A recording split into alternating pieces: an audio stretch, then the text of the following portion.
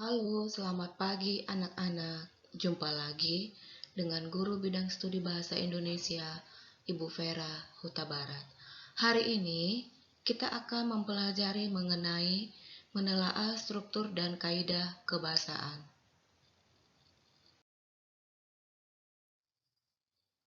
Tujuan pembelajaran adalah kamu diharapkan mampu menentukan struktur dan kebahasaan teks berita yang kamu dengar dan kamu baca. Yang pertama, struktur berita. Berita adalah sebuah informasi yang disampaikan oleh pembuat berita kepada masyarakat. Seperti umumnya, sebuah teks berita memiliki struktur penyajiannya. Struktur penyajian teks berita inilah yang menjadikan suatu teks dapat disebut teks berita. Struktur berita terdiri dari 3 bagian, yaitu yang pertama, kepala berita, yang kedua, tubuh berita, yang ketiga, ekor berita.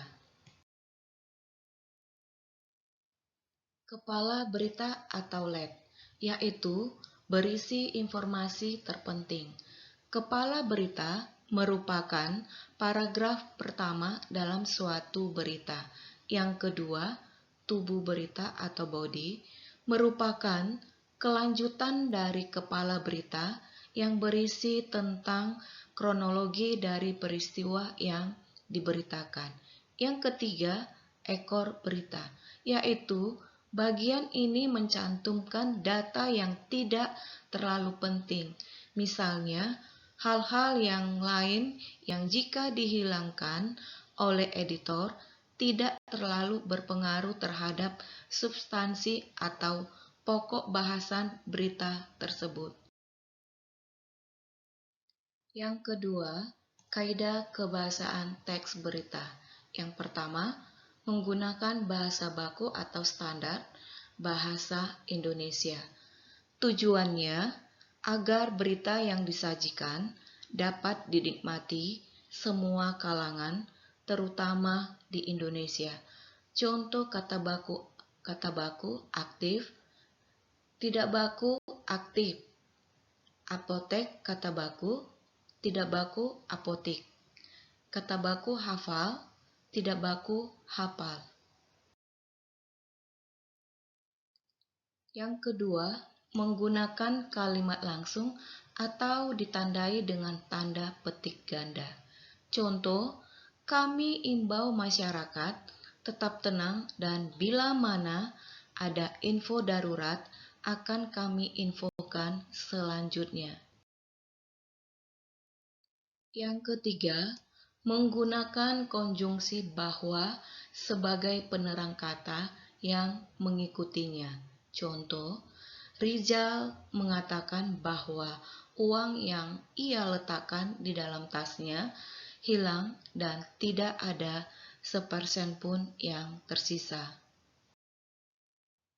Yang keempat, menggunakan kata kerja mental atau kata kerja yang terkait dengan kegiatan dari hasil. Contoh kata kerja mental antara lain memikirkan, membayangkan, berasumsi, berpraduga, berkesimpulan, dan beranalogi. Contoh kalimatnya, mereka memikirkan solusi untuk bisa keluar dari peristiwa-peristiwa yang memilukan. Yang kelima, menggunakan fungsi keterangan waktu dan tempat.